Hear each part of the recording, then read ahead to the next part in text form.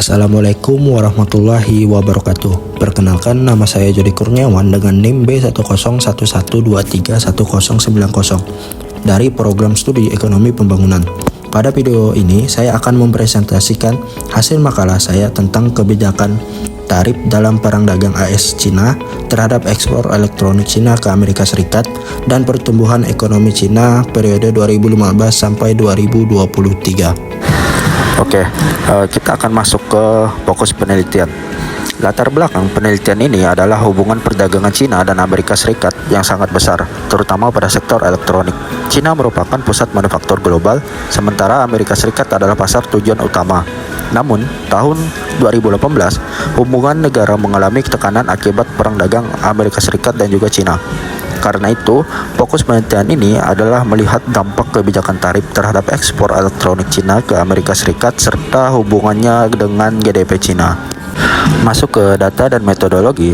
Metode penelitian yang digunakan adalah kuantitatif deskriptif dengan regresi sederhana. Data ekspor elektronik Cina ke Amerika Serikat bersumber dari UN Comtrade dengan HS Code 85. Data GDP Cina bersumber dari World Bank dengan indikator current US dollar. Model yang digunakan adalah log GDP sama dengan beta 0 ditambah beta 1 log ekspor ditambah error. Dalam model ini, GDP Cina menjadi variabel dependen, sedangkan ekspor elektronik Cina ke Amerika Serikat menjadi variabel independen. Selanjutnya, perkembangan GDP Cina. Berdasarkan grafik, GDP Cina menunjukkan tren meningkat. Pada tahun 2015, GDP Cina sebesar 11,28 triliun dolar AS, lalu meningkat menjadi 18,27 triliun dolar AS pada 2023. Kenaikan terbesar terlihat pada tahun 2021. Meskipun ekspor elektronik sempat turun pada 2019 akibat tekanan perang dagang, GDP Cina tetap meningkat. Hal ini menunjukkan bahwa perekonomian Cina tidak hanya bergantung pada ekspor elektronik ke Amerika Serikat, tetapi juga didukung oleh konsumsi domestik, investasi, kebijakan pemerintah, dan sektor industri lainnya. Selanjutnya, perkembangan ekspor elektronik. Untuk ekspor elektronik, polanya lebih fluktuatif. Pada tahun 2015, nilai ekspor elektronik Cina ke Amerika Serikat sebesar 95,40 miliar dolar AS. Nilai ini naik hingga 119,47 miliar dolar AS pada 2018. Namun pada 2019, ekspor turun menjadi 106,21 miliar dolar AS setelah eskalasi perang dagang. Setelah itu, ekspor pulih dan mencapai puncak pada 2022 sebesar 142,56 miliar dolar AS. Tetapi kembali turun pada 2023 menjadi 124,52 miliar dolar. Jadi, ekspor elektronik Cina ke Amerika Serikat sangat dipengaruhi oleh kondisi eksternal. Selanjutnya, dampak tarif. Slide ini menunjukkan dampak tarif melalui pertumbuhan ekspor. Tahun 2019 menjadi titik tekanan utama karena ekspor elektronik Cina ke Amerika Serikat turun sebesar minus 11,10%.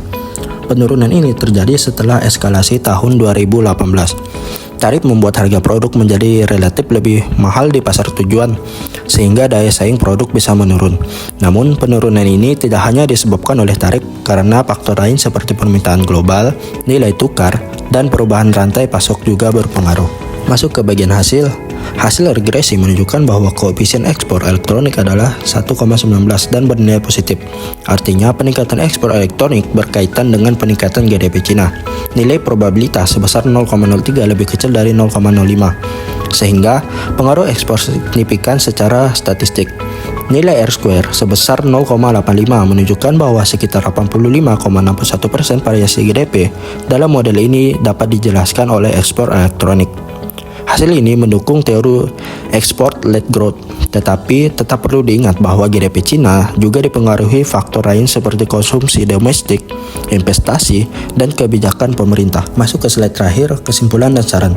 Kesimpulan dari penelitian ini adalah ekspor elektronik Cina ke Amerika Serikat mengalami fluktuasi selama periode 2015 sampai 2023, dengan puncak tertinggi pada tahun 2022. Kebijakan tarif dalam perang dagang Amerika Serikat Cina memberikan tekanan terhadap ekspor, terutama pada tahun 2019. Meskipun begitu, GDP Cina tetap menunjukkan tren meningkat.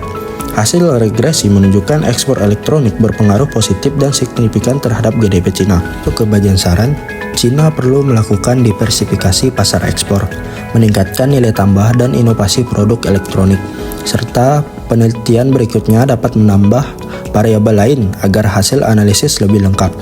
Demikian presentasi saya. Terima kasih atas perhatiannya. Wassalamualaikum warahmatullahi wabarakatuh.